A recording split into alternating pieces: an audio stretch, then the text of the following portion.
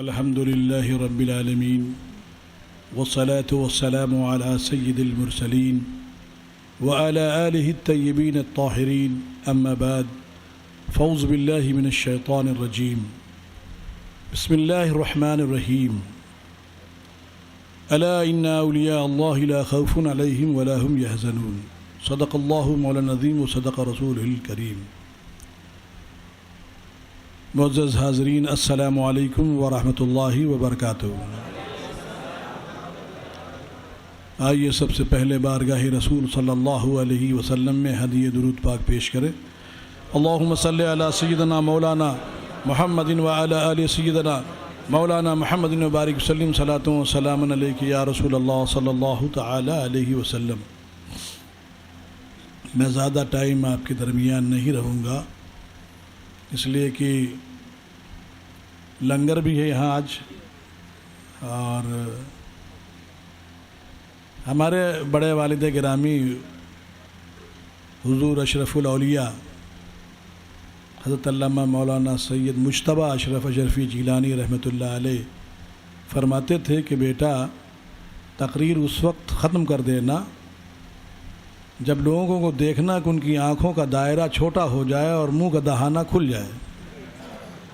تو ابھی جو لوگوں کے چہرے نظر آ رہے ہیں وہ حالت وہی ہو رہی ہے، لیکن چند تھوڑے وقت کے لیے کچھ باتیں آپ کو بتلانا چاہتا ہوں. آپ سنیں گے؟ ہاں میں اسی بات کر رہا ہوں بھائی. میرے حضرت بندہ نواز گیسو دراز رحمۃ اللہ علیہ کے عرس منا رہے ہیں آپ. بندہ نواز حضرت مخدوم سلطان اشرف جہانگیر سمنانی رحمۃ اللہ علیہ سے آپ کی ملاقات ہے، اور آپ نے اپنی کتاب میں بھی لطائف اشرفی کا ذکر بھی کیا ہے.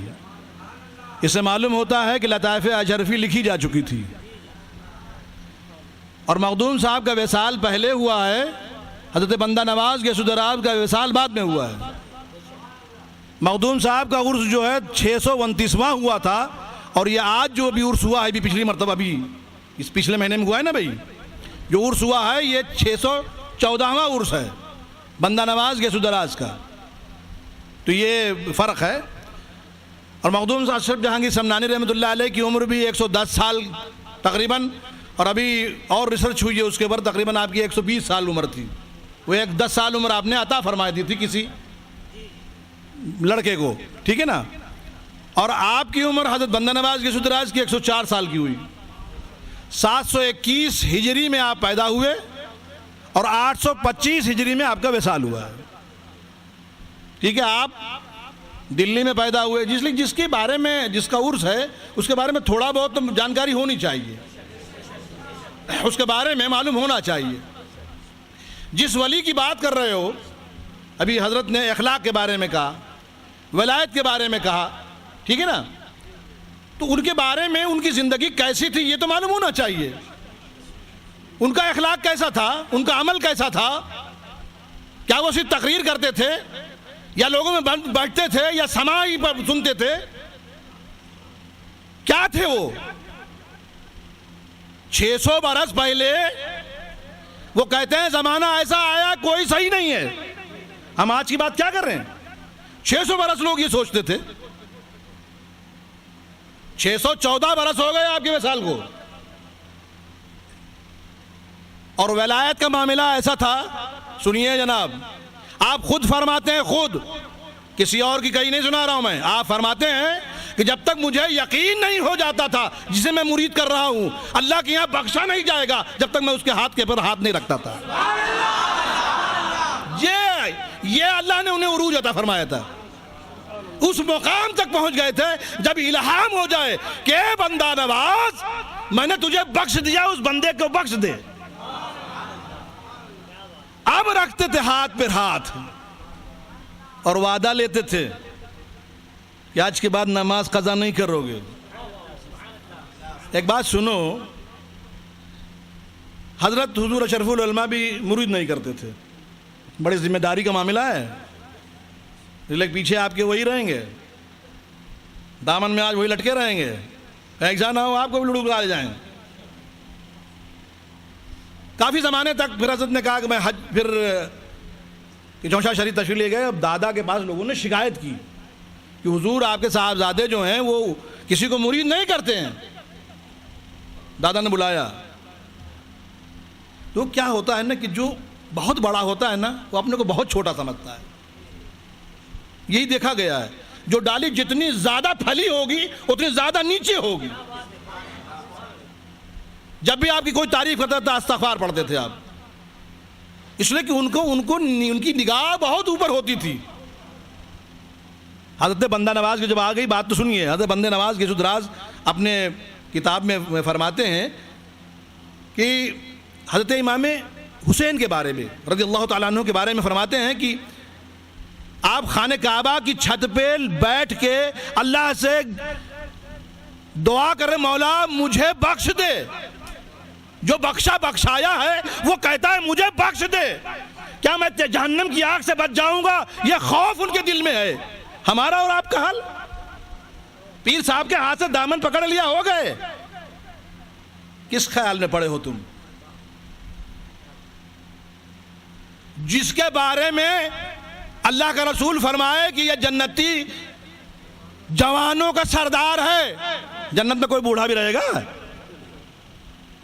آپ نے فرمایا جنتی جوانوں کا سردار، تو سب تو جوان ہوں گا وہاں، سب کے سردار ہوں گے وہ۔ سوچو وہ اپنے بارے میں کیا کہہ رہا ہے۔ یہ ہے خوف الہی۔ حضرت بندہ نواز یسوع دراز پہلے وعدہ لیتے تھے، پھر اللہ کی بارگاہ میں عرض کرتے تھے مولا اسے بخش دے تو میں مرید کرتا ہوں، اور جب الہام ہو جائے کہ ہاں میں نے بخش دیا تب اس کے ہاتھ پر ہاتھ دیتے تھے۔ یہ اس مقام کے بزرگ تھے، اس مقام کے بزرگ تھے۔ ایک دو آدمی مرید نہیں کیا، لاکھوں کو کیا ہے۔ تو یہ مقام ملا کیسے ملا؟ بڑا محنت کرنی پڑتی ہے۔ وہ اور بات ہے کسی کی نگاہ بڑھ جائے، بات اور ہے کہ چور کو ولی بنا دے۔ آیا تھا نیت چوری کرنے کی، سے ولایت عطا فرما دی، تو یہ بات اور ہے۔ وہ تو ان ایکسپیکٹڈ کبھی کبھی ہو جاتا ہے، وہ کسی کا بھائی نصیبہ ہو، آئے تھے کچھ اور نیت سے لے گئے کچھ اور ہے، وہ تو بات اور ہے، وہ نگاہ کی بات ہے، کبھی کبھی ہو جاتا ہے۔ اس کو خود ہی نہیں پتا، وہاں پتا رہتا ہے کہ میں ہونے والا ہوں کیا۔ اور یہ کیوں ہوتا ہے، اس کے اندر کبھی ہم نے ریزن نہیں دیکھا، یہ کیوں ایسا ہوتا ہے کہ ایک چور تھا، چوری کرنے کی نیت سے گیا، اس کے بعد اس کو ولایت دے دی گئی۔ یہ جو لوگ ہیں نا جن کو یقین نہیں ہے اللہ پہ، یہ اس کی شان ہے کہ بے سبب سے سبب پیدا کر دے، یہ اس کی شان ہے۔ تو اپنے بندوں سے کرواتا ہے کہ دیکھ یہ میرا بندہ ہے، یہ بغیر سبب کے سبب پیدا کر دیتا ہے۔ تھا چور، چوری کرنے کی نیت سے آیا تھا، اب دال بنا دیا گیا۔ یہ کیا ہے؟ ان ایکسپیکٹڈ اس لیے بنایا جاتا ہے کہ تم دیکھو یہ میرا بندہ ہے، جس کے بارے میں دنیا کہتی تھی یہ چور ہی رہے گا، یہ ہمیشہ چور ہی بنا رہے گا، اس کو میں نے کہاں سے کہاں پہنچا دیا، میرے بندے نے پہنچا دیا۔ سمجھے؟ تو یہ تمہاری سوچ بدلنے کے لیے ہے، تمہاری سوچ بدلنے کے لیے ہے۔ اس کی بارگاہ میں آؤ۔ اسی میں ابھی میں واقعہ پڑھ رہا تھا، حضرت موسیٰ علیہ السلام کے دور میں ایک آدمی تھا جو 400 برس سے بت پرستی کر رہا تھا، 400 ایئرز، کافر، بتوں کی پوجا کرتا تھا۔ 400 برس میں کبھی بیمار بھی نہیں پڑا، یہ بھی سن لو بھائی۔ لاسٹ میں بیمار پڑ گیا، بخار آ گیا اس کو، بخار۔ اس نے کہا چلو میں اپنے بتوں کے پاس پہنچتا ہوں، ان سے فریاد کرتا ہوں کہ میں نے آج تک تو تم سے کچھ مانگا نہیں۔ گیا صاحب، وہ بیٹھا رہا، مانگتا رہا، بھائی ہم کو بخار آ گیا ہے، تم اچھا کر دو، اچھا کر دو، اچھا کر دو، اچھا کر دو۔ ایک مکھی اس کے منہ پہ بیٹھی ہوئی تھی، بت کے منہ پہ۔ پہلے دن آیا، پورا دن گزر گیا، دوسرے دن آیا، پورا دن گزر گیا، مکھی وہیں بیٹھی ہے۔ 4 دن ہو گئے, 4-5 دن کے بعد اس کو کوئی افاقہ نہیں ہوا, بڑا پریشان اور وہ بخار بڑھتا جا رہا تھا. اب وہ اب تک تھا کہ اب مر جاؤں گا مر جاؤں گا مر جاؤں گا, بڑا پریشان وہ. تو اس نے سوچا کہ بھئی یہ جسے میں 400 برس سے پوچھ رہا ہوں اور یہ اپنی ہی چہرے پہ بیٹھی ہوئی مکھی نہیں اڑا پا رہا ہے, میری کیا مدد کرے گا یہ؟ ارے آنکھیں کھلی تو دیکھ رکھو یار, 400 برس میں بھی دیکھ کے نہیں پہچان پایا وہ آدمی. لیکن اللہ جب ہدایت دے دے ہے نا, تو اس کی طرف سے بھی تو ہے نا بھائی. اس نے کہا یہ کہ میری مدد نہیں کر سکتا, بیت المقدس چلا گیا وہ. اب وہاں کیا کہتا ہے؟ یہ نہیں کہتا اے خدا, اے میرے مولا, اے میرے پروردگار, اے رب العزت, نہیں کہتا. کیا کہتا ہے؟ اے موسیٰ کے خدا. کیا کہتا ہے؟ اے موسیٰ کے خدا میری مدد فرما, میں بیمار ہوں مجھے شفا عطا فرما. ندا کیا آتی ہے؟ اے میرے بندے, لبیک میرے بندے, میں نے تجھے شفا عطا کی. اللہ اکبر. 400 برس بعد تو اس کے دل میں خیال آیا, اور جب اس نے دیکھا اپنے آپ کو تو بخار غائب, بالکل چنگا,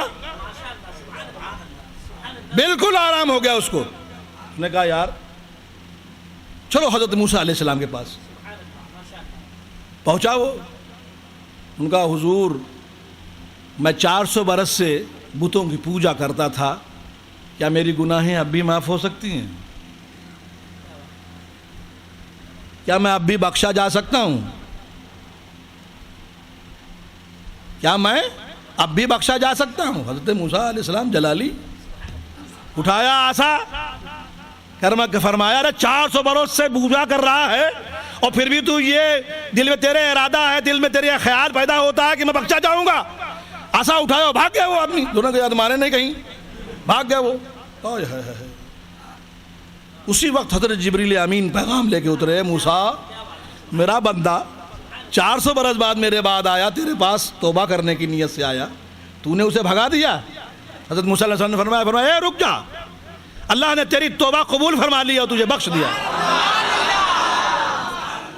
یہ واقعہ کیوں ایسا ہوتا ہے؟ مطلب توبہ کا دروازہ بند نہیں ہے. 400 برس کتنی گناہ ہوئی ہوگی بولو, تو تم مایوس مت ہو. اور کہاں ہوگا؟ ولی کی بارگاہ میں, اللہ کے نیک بندے کی بارگاہ میں ہی ہوگا. ڈائریکٹ وہاں اللہ کہہ دیتا میں معاف کر دیا میں نے.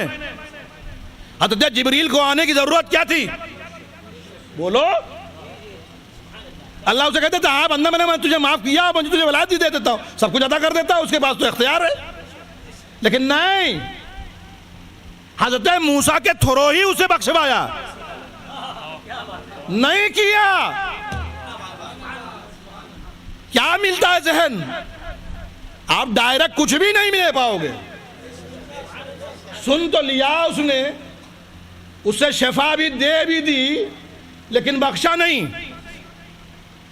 اب توبہ جب قبول ہوگی کسی اللہ والے کے پاس جانا ہوگا.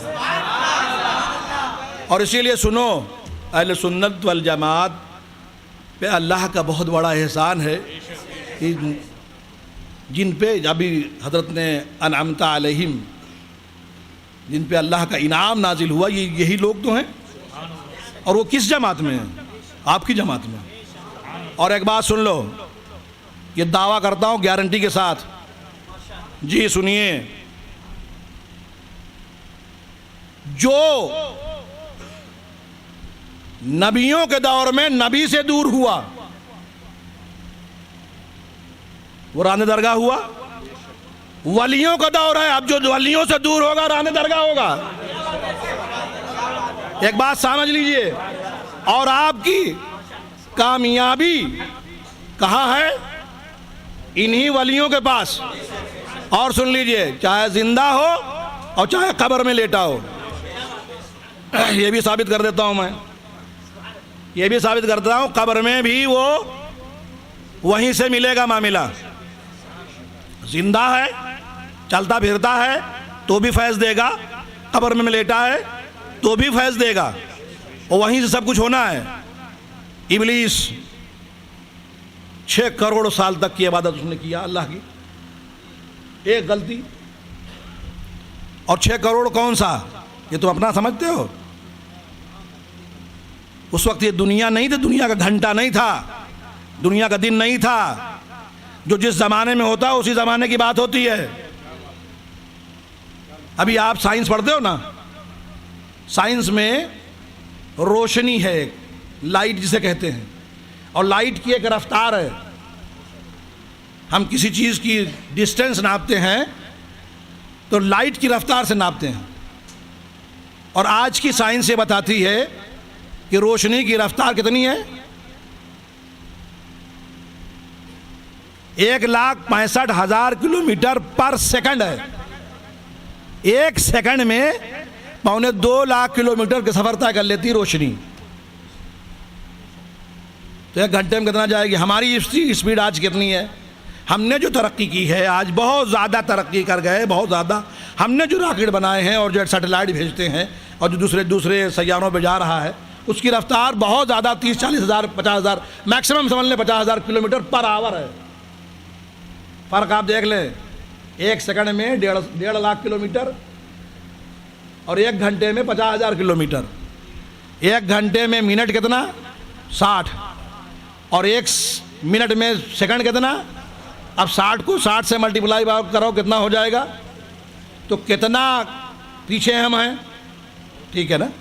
اب ایک کیلکولیشن کی دنیا میں ایک چھوٹی سی بات بتاتا ہوں کہ شیطان کی ایک دن کی عبادت اگر اس رفتار سے ہم 50,000 کلومیٹر کی پر آور کی رفتار پکڑ لیں تو اس حساب سے اس کی ایک دن کی عبادت ہمارے 70 سال کی عبادت کے برابر ہے. 1 مہینے کی عبادت 2,500 سال کے برابر ہے. یہ پانی ہے, پانی کھلا ہوا. درود پاک پڑھ لیں. اللہم صلی علی سیدنا مولانا محمد وعلی آل سیدنا مولانا محمد وبارک وسلم. صلاۃ و سلام علیک یا رسول اللہ صلی اللہ تعالی علیہ وسلم. درود پاک پڑھتے رہیں. صلی اللہ سیدنا مولانا محمد.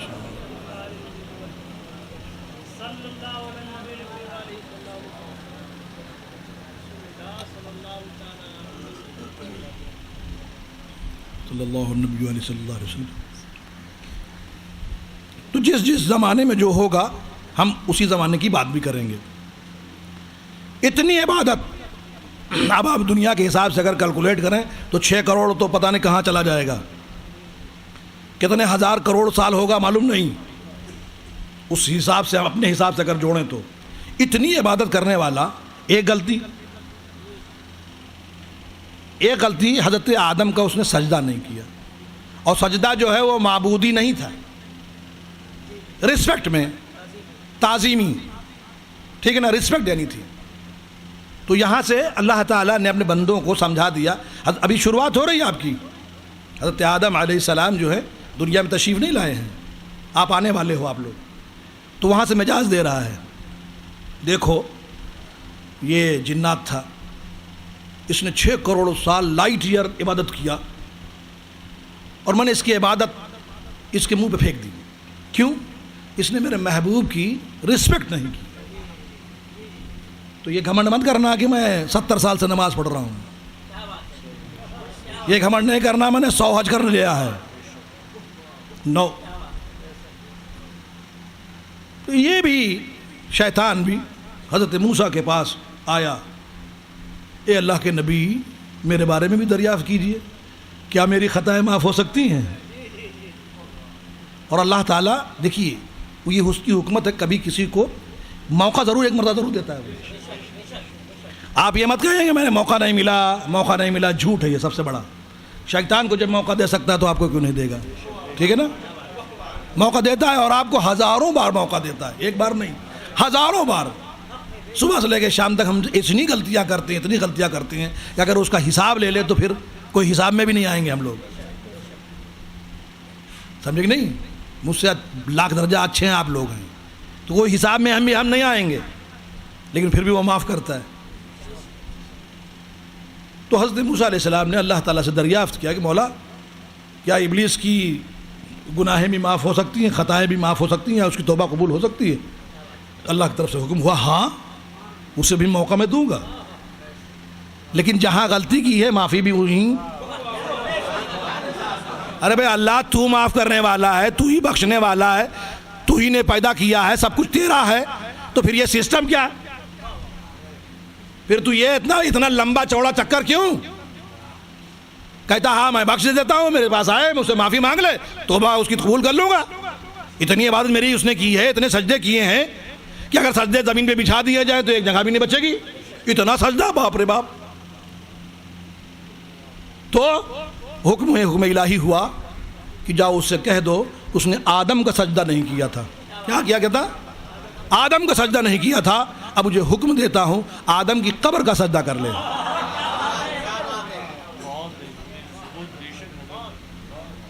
آدم کی قبر کا سجدہ کر لے, میں معاف کر دوں گا. حضرت موسیٰ علیہ السلام نے فرمایا کہ بھائی اللہ کا حکم ہوا ہے, تو نے حضرت آدم کا سجدہ نہیں کیا تھا, اب ان کی قبر کا سجدہ کر لے. تو یہاں دو باتیں معلوم ہوتی ہیں. ایک تو قبر کے باہر ہو یا قبر کے اندر ہو, دونوں جہاں سے فائدہ ہے. ثابت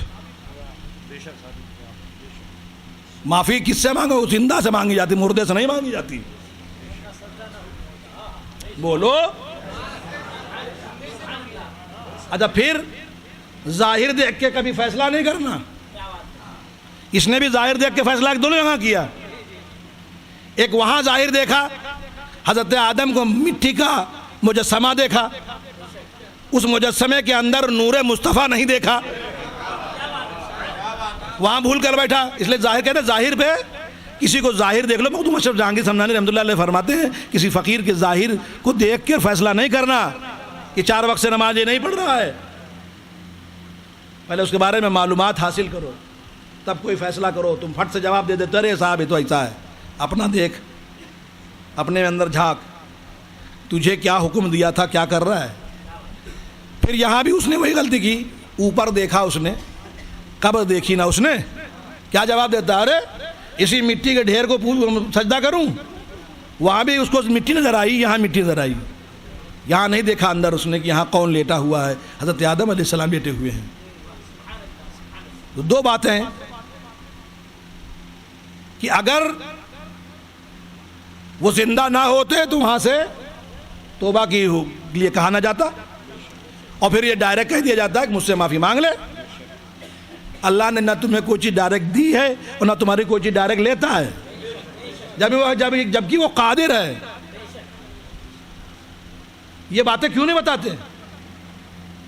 بخاری پڑھاتے ہیں, بخاری کی بات بھی نہیں بتاتے. ابھی 3-4 روز ہوئے حضرت علامہ مولانا مولانا ظہیر الدین خان صاحب ابھی مدرسے میں بخاری شریف وہی پڑھا رہے ہیں. تو میں بھی آفس میں بیٹھا تھا, اس دن وہ حدیث شریف چل رہی تھی, تو مجھے وہ یاد نہیں آ رہی ہے لیکن اس کے میننگ جو ہے کہ صحابہ نے فرمایا کہ اللہ کے رسول ہم آپ جیسے ہیں ہی نہیں ہیں, آپ جیسے نہیں ہیں, نہ آپ جیسا تقویٰ. تو اللہ کے رسول نے فرمایا کہ ہاں میں سب سے زیادہ تقویٰ گزار میں ہوں. یہ حدیث شریف بیان کر رہے تھے صحابہ جن کی بلندی, جن کا مقام وہ ہے کہ جن کے برابر کوئی غوث و قطب بھی نہیں ہو سکتا. جس نے کبھی عبادت نہ کی ہو, آج بھی 10 بجے کیا ایمان لایا اور 11 بجے اس کا انتقال کیا, کوئی عبادت نہیں کیا اس نے, تو اس کا مرتبہ بلند کیوں ہوا؟ اس نے اپنی ایمان کی حالت میں سرکار مدینہ صلی اللہ علیہ وسلم کو دیکھا ہے, آپ پر ایمان لایا ہے اور ایمان پر خاتمہ ہوا. یہی شرط ہے. تو ایمان کیا ہے؟ اللہ کے نبی کو دیکھنا اس وقت اور اللہ کے نبی کا رسپیکٹ کرنا, یہ ایمان ہے. اور یہی ایمان اللہ نے بندوں کو سمجھا دیا. یہ عبادت پہ گھمنڈ مت کرنا. اور پھر وہیں ایک اور حدیث شریف تھی وہیں کہ اللہ کے رسول نے فرمایا کہ میں آسمانوں کی باتیں بھی جانتا ہوں, زمین کی باتیں بھی جانتا ہوں. تو وہ کون تھا مجھے نہیں معلوم, اس کا نام نہیں یاد آ رہا ہے. تو اس نے کہا, اللہ کے رسول نے فرمایا کہ اتقوا اللہ, اللہ سے ڈرو, ایسی باتیں مت کہو. حضرت عمر فاروق رضی اللہ تعالیٰ عنہ نے فرمایا کہ اللہ رسول اجازت دیں تو میں ایسی گردن اڑا دوں. حضرت خالد بن ولید نے کہا کہ اللہ کے رسول ہمیں اجازت دے تو میں اس کی گردن اس کے جسم سے آدھا جدا کر دوں. آپ نے فرمایا نہیں. دنیا مثال دے گی کہ مسلمان نے مسلمان کو مارا ہے. اور آپ نے فرمایا دیکھو. جب وہ جانے لگا کہا اس کو دیکھو. اس کا اونچا پائجامہ تھا, کافی اونچا. سن لو, پہچان دیکھو. یہ اسی وقت کی پہچان ہے, آج کا نہیں ہے. اور یہ ادھر ادھر کی حدیث نہیں ہے, حدیث کے اندر جو واقعات بیان کیے جاتے ہیں وہ چیز بتا رہا ہوں میں. کہا پہچانو اس کو, یہ منافق ہے, منافق.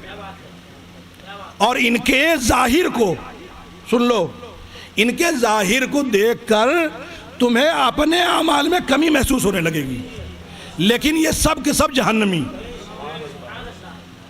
مطلب دکھاوا ایسا ہوگا. نماز یہ بھائی 40 دن گئے, اتنا بڑا ٹھیکا. الحمدللہ اس میں بہت سے ہوں گے جو کئی سال سے نماز پڑھ رہے ہوں گے, کسی کے چہرے میں ٹھیکا نظر نہیں آ رہا ہے. میں سمجھا کیسے ہو جاتا ہے, میری سمجھ میں یہ نہیں آیا. یہ گناہگار بھی کافی دن سے نماز پڑھ رہا ہے لیکن ٹھیکا نہیں بن پا رہا ہے. جبکہ میں دباتا ہوں پیروں پنجوں کو موڑنے کے لیے, پیشانی دبانی پڑتی ہے. سجدہ بھی ایک, سن لو, سجدے کی پوری کنڈیشن ہے, اس میں 8 چیزوں کا زمین پر لگنا ضروری ہے. سجدہ ایسا ہی نہیں ہے جیسے چاہو سجدہ ہو جاتا ہے. تو لگانے کے لیے زور لگانا پڑتا ہے, پیشانی کو لگانا پڑتا ہے. اب یہاں تو چلیے تو قالین بچ گیا ہے, پہلے تو وہی چٹائی رہتی تھی, نشان پڑ جاتا تھا لمبا لمبا, لیکن ان نشانوں کے باوجود پھر ویسے ہو جاتا ہے. تو مجھے یہ سمجھ میں نہیں آیا کہ یہ 40 دن جاتے ہیں, اتنا بڑا گڈھا دکھاوا ہے. اور نماز ایسی پڑھیں گے معلوم ہوتا ہے کہ لگتا ہے کہ مسجد میں بیٹھے رہتے یہ. لیکن ایک بات سنو, اللہ تعالیٰ کا فضل دیکھو, جو نقل کرتا ہے نا, دکھاوا کرتا ہے, اسے بھی عطا کرتا ہے. نہیں وہ تو ہے, ان کو دیتا ہے. دنیا انہیں مل رہی کہ نہیں مل رہی ہے, تو تمہیں کیوں نہیں ملے گی؟ سچے دل سے نماز پڑھتے ہو پہلے, مسجد میں آتے ہی نہیں آپ. میں کتنی بار میں کہہ چکا ہوں یہاں, مسجد میں ایک بار آ تو جاؤ بھیا میرے, ٹرائی کرو, تھوڑا بہت ٹرائی کر لو. 40 دن وظیفے کے طور پہ مسجد میں ایک مرتبہ انٹری لے لینا. میں کچھ کرنے کے لیے نہیں کہہ رہا ہوں. 40 دن بعد میں مسجد خود ہی اپنا کام کرا لے گی, کیوں رحمت کی جگہ ہے نا. یہ بتاؤ, یہ خوشبو کا کارخانہ ہو, روز ایک مرتبہ آؤ, روز جاؤ, تیرے ساتھ خوشبو جائے گی کہ نہیں جائے گی؟ لوگ پوچھیں گے, یہاں تک کہ کبھی پوچھ بھی لیں گے, بھائی کون سا عطر لگائے ہو تم؟ ہم لوگ کرتے ہیں نا, کوئی آدمی گزرتا ہے, یار کیا لگایا تم نے؟ وہ خوشبو آپ سے چمکی تو نہیں نا, آپ کے جسم سے خوشبو آنے لگے گی. خوشبو کا کارخانہ ہو, خوشبو کوئی بھی گندا غلیظ آدمی آئے اس کے کپڑوں سے بھی خوشبو آنے لگتی ہے. مسجد میں آ کے تو دیکھو, یہ بزرگوں کو عرس جو مناتے ہیں نا, یہ صرف ان کی ولایت بیان کرنے کے لیے نہیں, اور ولایت کا کوئی پیمانہ نہیں ہے. ولایت کی وجہ سے آدمی بزرگ ہوتا ہے, ولی ہوتا ہے. حضرت بندہ نواز گیسو دراز کبھی ان کی نماز کوئی جماعت سے الگ نہیں پڑھتے تھے, با جماعت نماز پڑھتے تھے. ایک وقت کی نماز بھی قضا نہیں کرتے تھے, ایک وقت کی نماز. قصدن کی بات ہو رہی, قصدن. اور یہ تو بندہ نواز گیسو دراز کی بات ہے. میں حضور اشرف العلماء کی بتاتا ہوں. مجھ سے کہا جب ہاسپٹل میں ایڈمٹ تھے تو انہوں نے کہا بیٹا میرا بڑا نقصان ہو رہا ہے. انہوں نے کہا حضرت آپ کون سا نقصان ہو رہا ہے آپ کا؟ کہ میری نمازیں ضائع ہو رہی ہیں. انہوں نے کہا حضرت آپ کو مسئلہ معلوم ہے, آپ تو کہیں میں وہ اہتمام نہیں کر پاتا, اس لیے حضرت بڑا اہتمام کرتے تھے نماز کا. ہم نے نماز کو ایسے اٹھک بیٹھک آئے, یا آپ اٹھک بیٹھک سمجھتے ہو؟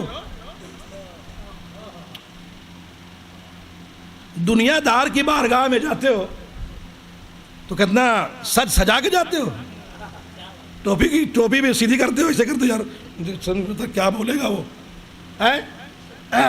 ٹائی بھی صحیح کرتے ہو, جوتا بھی صحیح کرتے ہو, موزہ بھی صحیح کرتے ہو, آستین کی کفلنگ بھی صحیح کرتے ہو. دنیا کے آفیسر کے سامنے جاتے ہو, منسٹر کے سامنے جاتے ہو تو بڑا ٹیم ٹام سے جاتے ہو, بڑا سج دھر کے جاتے ہو. اللہ کی بارگاہ میں آتے ہو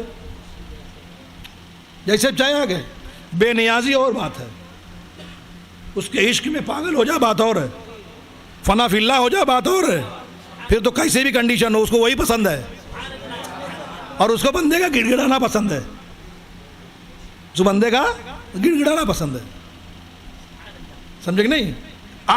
یہاں آ جا، وہ میرا چیلنج ہے، 40 دن اگر تم آ جاؤ، صرف ایک بار انٹری لے لو، یار بار رات کے 2 بج جائیں یار، کبھی دروازہ کھول کے اندر آ جاؤ، چلے جاؤ، ایک بار انٹری لو، لگتا ہے جیسے کسی کے ذہن میں گھستی ہی نہیں بات، بہت کم لوگ اس پہ عمل کرتے ہیں، پتہ نہیں کیوں، مطلب لوگ ہم آگے بڑھنا ہی نہیں چاہتے جیسے لگتا ہے، پھر ہمارے پاس لوگ آتے ہیں، حضرت پریشان، حضرت پریشان، حضرت پریشان، میں کہتا ہوں تیرے محلے میں مسجد ہے کہ نہ آئے، کہتے نہیں، کہیں حضرت اتنی مسجد ہے کان میں اذان سن سن کے پک جاتا ہوں میں، ایسا بولتا ہے وہ، اتنی اذان آتی ہے سمجھ میں نہیں آتا کس کا جواب دوں، ہم نے کہا ایک اذان کا جواب دے، سمجھاؤ اس کو، دیکھو اس کے الفاظ پہ اور اس کی بات پہ مت جاؤ، وہ نادان ہے، نہیں جانتا ہے، اس کو سمجھا دو، آئندہ وہ خیال رکھے گا، ٹھیک ہے؟ اتنی مسجدیں تمہارے محلے میں، پھر بھی توفیق نہیں دیتا اللہ کہ تم ایک مرتبہ جاؤ،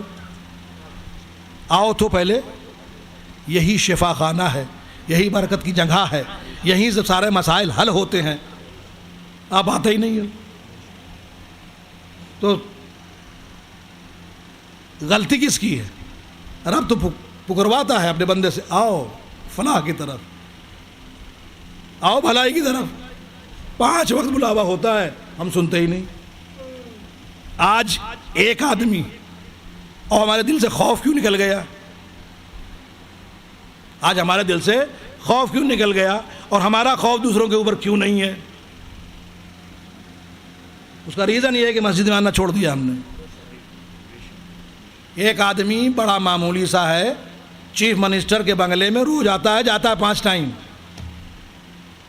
روز آتا ہے 5 مرتبہ آتا جاتا ہے، دھڑلے سے آتا ہے، دھڑلے سے جاتا ہے۔ اب اس کا وٹ دوسرے لوگ گھبرائیں گے، یار چیف منسٹر کے گھر میں بنداس جاتا ہے، بنداس آتا ہے، اور ارحم الراحمین کی بارگاہ میں 5 مرتبہ تو ہوا،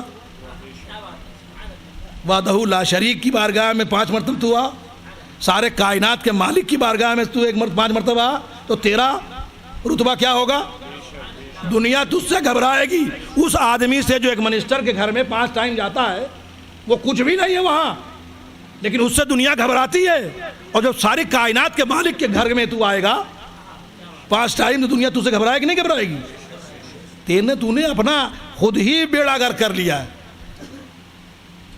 اور ایک بات سن لو، حضرت بندہ نواز کے سدراج کا عرس منا رہے ہو نا، آپ نے فرمایا جب وعدہ کیا ہے تو وعدہ تو تجھے بھی نبھانا ہوگا، صرف میرا وعدہ نہیں ہے کہ میں پکڑ کے لے جاؤں گا، نو، کام تیرا بھی ہے، جب وعدہ کیا ہے تو اس پہ چلنا بھی ہوگا، یعنی ہمارا کام ہے گھر کے اندر کنیکشن دے دینا، اب بلب ہی فیوز لگائے ہوئے تو کیا کریں ہم؟ کہاں جلے گی بتی؟ وائرنگ بڑی اچھی ہو گئی، ٹیوب لائٹ بڑا اچھا ہے، کنیکشن بھی بڑا اچھا کہیں سے کروا لیا تم نے، کہیں سے بھی کروا لو، کنیکشن کرنا ہے، اس میں امتیاز کیوں کرتے ہو کہ یہ کریں گے وہ کریں گے وہ کریں گے؟ کنیکشن کروا لو، لیکن بلب بھی اچھا لگاؤ، فیوز بلب مت لگاؤ، بتی کو جلاؤ، پھر دیکھو تمہارے اندر چینجنگ کتنی آتی ہے۔ تو کسی بزرگ کا، کسی ولی کا اگر عرس بناؤ تو ان کے کیریکٹر کو دیکھو، واقعات تو ان کے بہت سے ہیں، سمجھے کہ نہیں؟ اور اب آپ دیکھو حضرت مخدوم اشرف جہانگیر سمنانی رحمۃ اللہ علیہ، حضرت علاء الحق منڈوی رحمۃ اللہ علیہ کے مرید، ٹھیک، حضرت بندہ نواز کے سدراج، حضرت نصیر الدین چراغ دہلوی کے مرید و خلیفہ، یعنی سوچے مرید کا رتبہ کتنا بلند ہوتا ہے کہ پیر اپنے شہزادوں کو بھی مرید کرواتا ہے۔ اپنے سے کر سکتا تھا نا بھائی، حضرت نصیر الدین چراغ دہلوی اپنے بیٹے کو اپنے مرید کر دیتے، اپنا خلافت دے دیتے، نہیں، حضرت بندہ نواز کے سدراج کو اپنا خلیفہ بنایا، اپنا مرید بنوایا، اور اپنے بیٹے کو ان سے مرید کروایا۔ حضرت مخدوم اشرف جہانگیر سمنانی رحمۃ اللہ علیہ، حضرت علاء الحق منڈوی رحمۃ اللہ علیہ کے مرید، اور حضرت نور قطب عالم حضرت مخدوم اشرف جہانگیر سمدانی اندر اللہ مرید، حضرت نور قطب عالم مخدوم صاحب کی دعا سے پیدا ہوئے. پیر دعا کرتا نہیں ہوتا. یہ بڑی حکمت کی بات ہے، لوگ سمجھ نہیں پاتے ہیں. صحابہ کی جنگ ہو گئی، لوگوں نے اس کے اندر بڑا بڑا بات کرنے شروع کر دیا. ارے تیرا مقام ہی نہیں اس جگہ تک پہنچنے کا، تو جواب تو کیا دے گا؟ تو وکیل بھی نہیں ہے اور سپریم کورٹ کے جج کا فیصلہ کر رہا ہے. تو بول. آج جو یہ خرافات ہو رہی ہے نا، یہ برتر یہ ابتر، اس کا تیرا مقام ہی نہیں ہے، کسی مفتی کا مقام نہیں ہے. آپ وکالت بھی نہیں آپ نے پڑھا ہے، اور سپریم کورٹ کے جج کی آپ کا فیصلہ کرنے جاؤ کہ اس نے غلط فیصلہ کیا، اس نے صحیح فیصلہ کیا. اپنا مقام دیکھو پھر فیصلہ کرو. جہاں خاموشی کے لیے کہا گیا وہاں خاموش رہو. کیا حکمت ہے اللہ کی وہ جانتا ہے. اور اگر ایسی باتیں نہ ہوتی تو ہم فیصلہ بھی نہیں کر سکتے تھے. اگر دو صحیح لڑ جاتے تب کیا فیصلہ کرو بولو. تو آپ کے پاس پروف ہے پیچھے، فیصلہ ایسا کرو کسی کے ساتھ، کس کے ساتھ ہونا ہے جو ہو جاؤ. یہ مثالیں ہیں، اللہ کی طرف سے حکمت ہے، وہ تیری سمجھ سے باہر ہے. فیصلہ مت کر اپنا. بڑے بڑے علماء کو دیکھا غلطیاں کرتے ہیں. حضرت آدم علیہ السلام سے غلطی ہو گئی، خطا ہو گئی. ابے خطا کیسے ہوگی؟ کیسے ہوگی؟ نبی سے خطا ہو جائے تو پھر کسی سے کون بچائے؟ خطا نہیں، اللہ کی حکمت تھی، مشیت الہی تھی. دنیا بسانا تھا، اپنے محبوب کو بھیجنا تھا.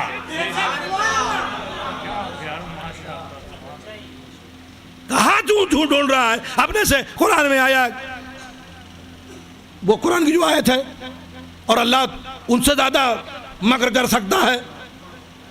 ارے بھائی جو لفظ ہے اسی لفظ کا ترجمہ نہیں چلے گا. اللہ کے ہاتھ بڑے مضبوط ہیں، ہاتھ اگر خیال کر لیا تو گیا ایمان. طرح کی آیتیں ہیں قرآن میں، ہو بہو ترجمہ ماننا پڑے گا، ہو بہو ترجمے کو نہیں ماننا پڑے گا. اور کچھ ایسی آیتیں جس کا ترجمہ ہی پتہ ہی نہیں، کسی کو معلوم نہیں ہے. اپنا اپنا خیال لگاتے رہو. کیوں؟ اب یہاں بتانا تھا کہ دیکھو جو جبریل کو بھی نہیں معلوم وہ نبی کو نہ معلوم ہے. جب یہ آیتیں اتری نا الف لام میم، جب آئی حضرت جبریل امین نے فرمایا کہ اللہ نے فرمایا الف لام میم. اللہ کے رسول نے فرمایا کہ میرے رب نے مجھ سے کیا کہا میں سمجھ گیا. مطلب کیوں آئی ایسی آیت کہ دیکھو، نگاہ اٹھاؤ دیکھو کہ جبریل کو وہ علم نہیں تھا جو میرے محبوب کو علم ہے.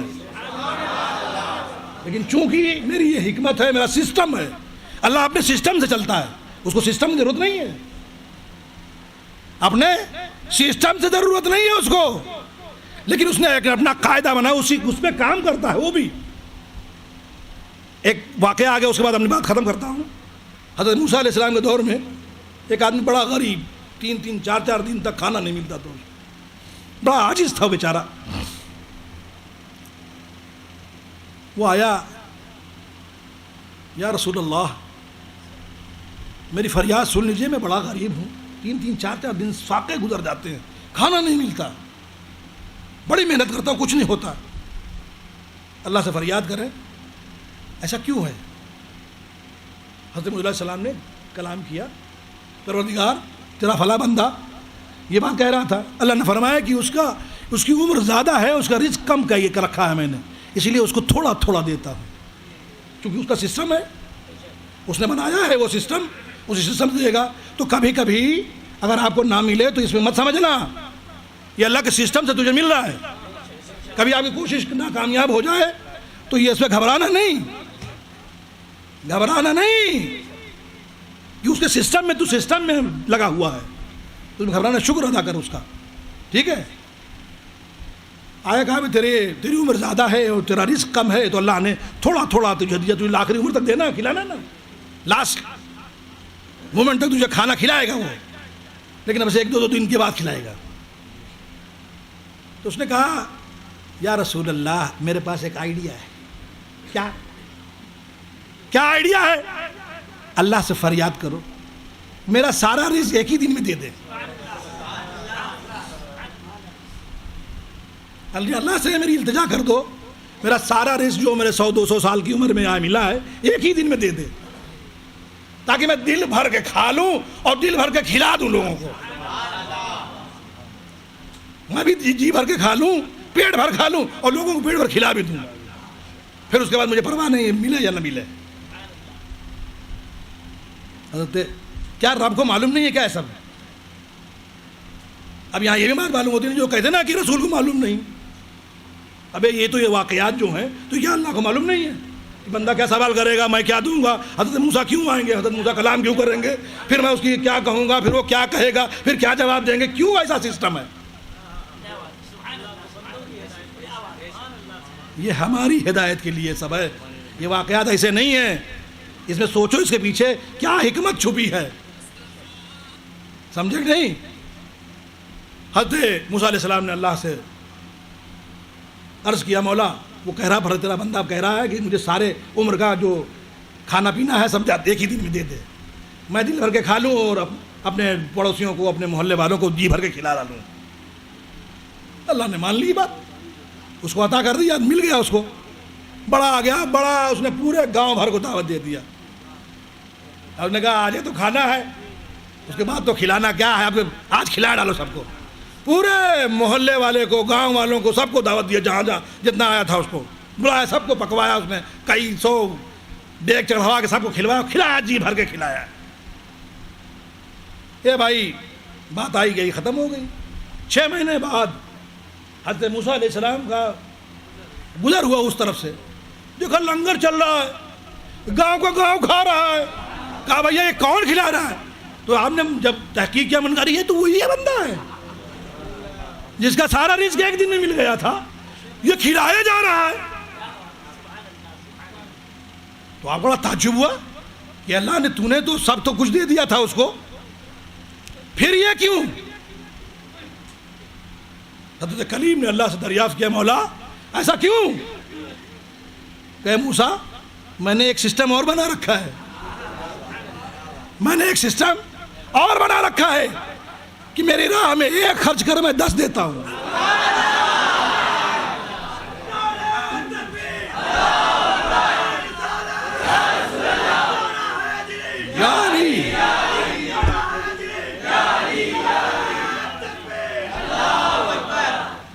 یہ تو اس کا رزق ختم ہو گیا تھا، لیکن چونکہ میرا سسٹم یہ بھی ہے کہ ایک میری راہ میں خرچ کرے گا میں 10 دوں گا، تو وہ تو میرا سب خرچ کر دیا، اب میں نے 10 دے دیا اس کو، پھر 10 خرچ کیا، پھر 10 دے دیا. اب وہ چل رہا ہے سسٹم، میں کیا کروں؟ میں نے بنایا ہے سسٹم، میں نے ہی بنایا ہے.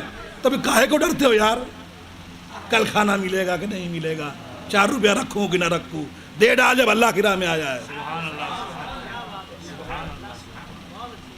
سمجھے؟ تو ساری چیزوں پہ پہلے دھیان دیا کرو، اور ہماری تھوڑی عادتیں چینج کرو، اپنی عادت کو چینج کرو.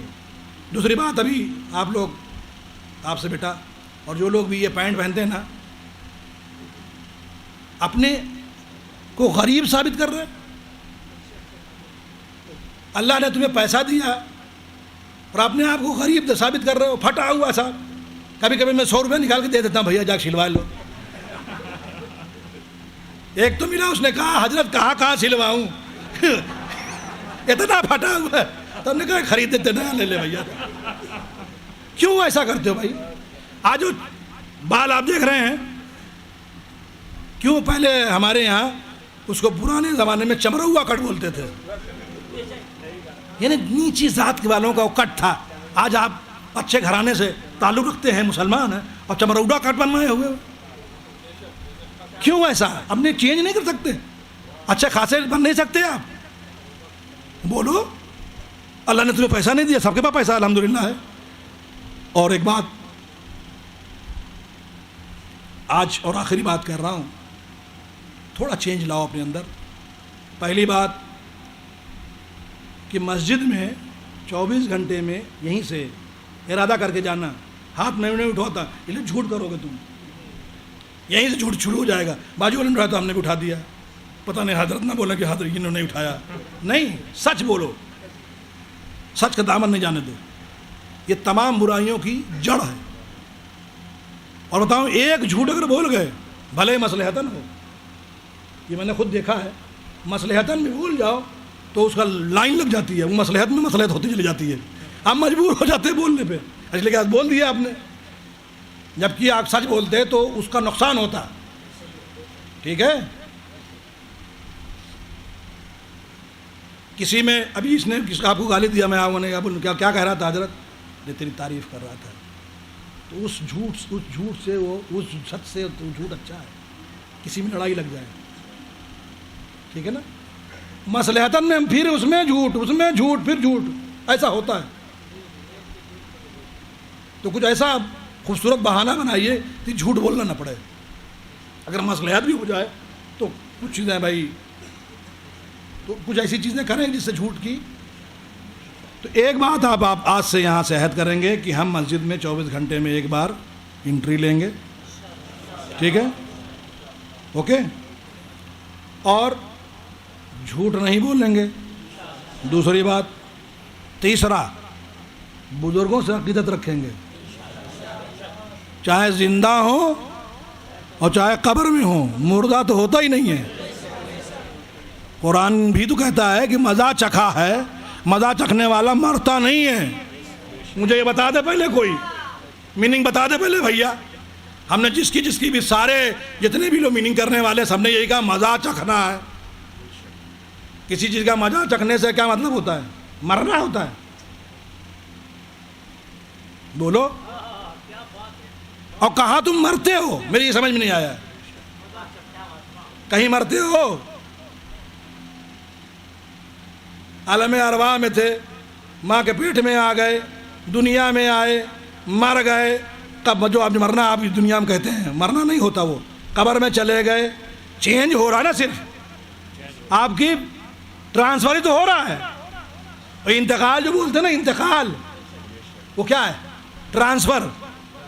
اسی لیے انتقال بولا جاتا ہے. انتقال ہو گیا ہے نا, یہاں سے ٹرانسفر کر گئے, وہ کسی اور دنیا میں چلے گئے. وہاں سے پھر حشر میں, حشر سے جس کا جو جہاں ہو وہاں بھی مرنا کہاں کب؟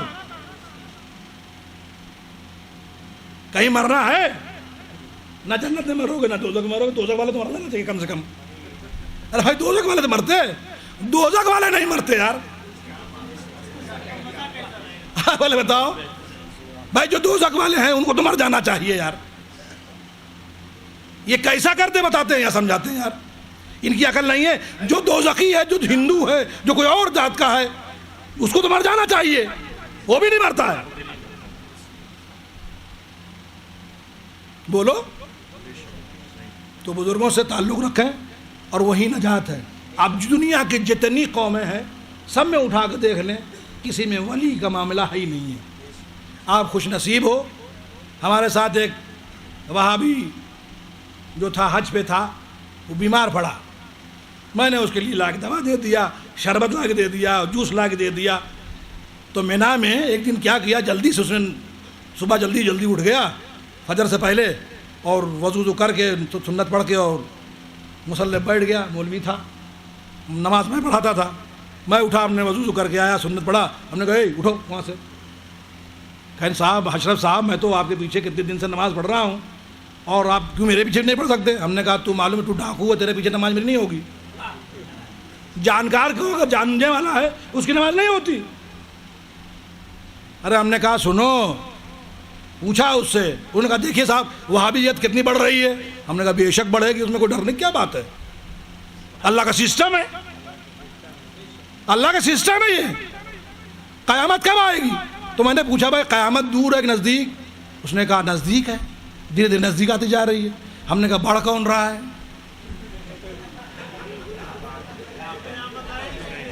ہم نے کہا ہم کو زندہ رکھو, ہم جب تک رہیں گے دنیا بچی رہے گی. ہم جب تک دنیا میں رہیں گے نا, جب تک دنیا سلامت رہے گی. جب آخری ہمارے میں سے نکل جائے گا دنیا, اسی دن قیامت آئے گی. سنی پہ, اہل سنت والجماعت پہ قیامت نہیں آئے گی. ڈرنے کی کوئی بات ہی نہیں, اپنے اوپر ہونی نہیں ہے. ایک جب ایمان والا ہوگا, جب وہ چلا جائے گا تبھی قیامت آئے گی نا بھائی. تو میں نے کہا اسے ہم کو بچا کے رکھو, ہم لوگ رہیں گے, تم لوگ رہو گے آرام سے. بات ٹھیک ہے, لیکن آپ نے 3 باتیں جو میں نے کی ہے اس پہ تھوڑا عمل کرو. آپ کوشش کرو, دیکھو نا آپ چینج. آپ پریشان ہو تو پریشانی کا حل میں بتا رہا ہوں, اور نہ میں کوئی پیسہ مانگ رہا ہوں, نہ کوئی آپ کو نذرانہ مانگ رہا ہوں, نہ کوئی فیس لے رہا ہوں, نہ کوئی بتا رہا ہوں کہ اتنا بڑا اس میں جا کے فلاں ہاسپٹل میں جانا ہے یا فلاں جانا ہے. کیوں نہیں آتے آپ؟ جب دکھاوا کرنے والے کو دنیا مل سکتی ہے, آپ سوچتے دیکھتے کیوں نہیں؟ اپنی آنکھوں سے دیکھو نا بھائی. وہ صرف دکھاوے کے لیے مسجد میں جاتا ہے, اللہ اسے دیتا ہے. تم جاؤ مسجد میں, تمہارا روب دبدبا جو ختم ہو گیا نا, تمہارا یہاں نہ آنا ہے. تمہارے اندر جو خوف آ گیا ہے نا, وہ اسی لیے ہے کہ تم یہاں آتے ہی نہیں ہے. ارے تم کو معلوم ہی نہیں ہے میرے پیچھے کون ہے. ابھی معلوم ہو جائے کہ صاحب یہاں کے کمشنر صاحب میرے پیچھے ہیں, تب آپ ڈرو گے کسی سے؟ سارا پولیس محکمہ تو میرے پیچھے ہے, نہیں ڈرو گے. اور اگر معلوم ہو جائے گا اللہ کی رحمت میرے پیچھے, تب تو آپ لیتے ہی نہیں نا بھائی. بلاوا تو اس کی طرف سے ہے. تو کوشش کریں, انشاءاللہ تعالی آپ کی زندگی میں, لائف میں چینج آئے گا. صرف تعویذ سے سب کچھ حل نہیں ہوتا ہے. یہ تعویذ صرف دوسری جگہ نہ جانے پاؤ اس لیے تعویذ دی جاتی ہے. تعویذ کا کوئی مطلب ہے نہیں. سن لو, آج تم کو حقیقت بتا رہا ہوں. ولیوں کی زبان میں ہوتا ہے, زبان میں. سمجھ میں بات آئی؟ یہ تو کہیں اور جانے نہ پاؤ, تمہیں روکنے کے لیے یہ سسٹم بنا دیا گیا ہے. جائز ہے, ناجائز نہیں ہے, لیکن دھندا نہ بناؤ. ایک بات سن لو, جو لوگ کچھ لوگ ہیں آج کل میرے یہاں علاج باباؤں کا ہو رہا ہے. ابھی سب بھوت شیطان کرتے تھے, انہیں بھی بھوت آ گیا ہے. تو آج کل آتے ہیں, وہ سمجھایا میں نے اس کو, کہیں کیا کام کرتے, کہیں بڑھائی کا. اور پھر آج 10 سال سے بابا گیری کر رہے ہیں. تو وہ باقاعدہ کانٹریکٹ لیتا ہے, 50,000 لوں گا, 25% جمع کر دو, پھر بیچ میں جمع کرنا, پھر ایسے. ایک دن بولا حضرت بڑا پیسہ میرا لوگوں کے اوپر باقی ہے. میں نے کہا کس کا باقی ہے؟ کہ حضرت لوگوں کا جو میں نے کام کیا تھا اب بولتے ہیں آپ سے نہیں کرانا ہے. میں نے سمجھایا اس کو, پڑھ نہیں پاتا, قرآن کی آیتیں نہیں پڑھ پاتا ہے. کتاب خرید لایا دکان سے, کتابیں چھپ گئی. یہ چھپنا اپنا تھا ہی نہیں پہلے بزرگوں کے یہاں, وہ لکھ کے دے دیا جاتا تھا. پھر وہ کتاب سے کتاب نقل کی جاتی تھی, پھر اس کو وہاں بیٹھالا جاتا تھا. یہ 100 تعویذ لکھو, دریا میں جا کے ڈالو, اس کی زکوٰۃ ہے, فلاں ہے, یہ ہے وہ, تب جا کے اس کو تعویذ کی اجازت دی جاتی تھی. آپ تو کچھ ہے ہی نہیں, سب نے چھاپ ڈالا. ہم نے چھاپا تو انہوں نے بھی چھاپا. کیوں چھاپا آپ نے بھائی؟ ایک غلطی کرے تم بھی کرو وہی. اس خانقاہ والوں نے چھاپا تو ہماری کیوں پیچھے رہے؟ ہم نے بھی چھاپ ڈالا. مقصد نیک ہونا چاہیے. تعویذات پورے کچوچے میں چھپتی تھیں, یعنی مخدوم صاحب کی تعویذات جو تھیں, جو پوسٹر لگتا نا, میں نے شروعات کی. مخدوم صاحب کا روزہ کوئی نہیں چھاپتا ہے, میں نے چھاپا. جیسے جس دن میں نے چھاپا 20 جگہ سے چھپنا شروع ہو گیا, میرا کام ہو گیا. اس کے بعد سے میں نے بند کر دیا, میں نے چھاپنا بند کر دیا. میں نے کہا تو کام ہو گیا نا اپنا. میں نے اعلان کیا کہ بھائی میں ہاسپٹل کھولنے جا رہا ہوں. اس کی مجھے معلوم تھا کہ میں نہیں کھول پاؤں گا, ارادہ کیا تھا ہم نے, لیکن وہ ارادہ ایسے لوگوں میں کیا کہ لوگ جا کہہ دیں کسی جگہ. اب آپ سے ہم کہیں کہ نہیں کرو گے آپ, تو لوگوں کو بٹھا لا کہ میرا ارادہ یہ ہے. اور صحیح میں ارادہ تھا کہ اگر کچھ نہیں کرے گا تو کم سے کم ایک کمرہ اپنا رکھ بیٹھا دیں گے, کسی ڈاکٹر کو بلا دے, کم سے کم آپ لوگوں کو دیکھ لیں درگاہ شریف میں. الحمدللہ لوگوں کو بہت ہو گیا, اپنا کام ہو گیا. تو حکمت عملی سے کام لو نا بھائی, کام ہو گیا نا, وہ سسٹم کرو. اور یہ جو تم آج خرافات میں پھنسے ہوئے ہو نا, آپ کا وہ علم نہیں ہے کہ اس مقام تک پہنچو. ٹھیک ہے نا, کوئی کیا کہتا ہے اس کو مت جواب دو. میں نے وہی کہا نا کہ تم وکالت بھی تم نے پاس نہیں کیا ہے, اور سپریم کورٹ کے جج کا فیصلہ کر رہے ہو. لوور کورٹ کی بات نہیں کر رہا ہوں میں, سپریم کورٹ کے جج کی. یہ بھی جواب دے گا. اس نے کہا بھائی آپ بند کر دو, بہت ہو گیا, ہم لوگ بھوکے ہیں. چلیے, وما علینا الا البلاغ. کھڑے ہو جائے.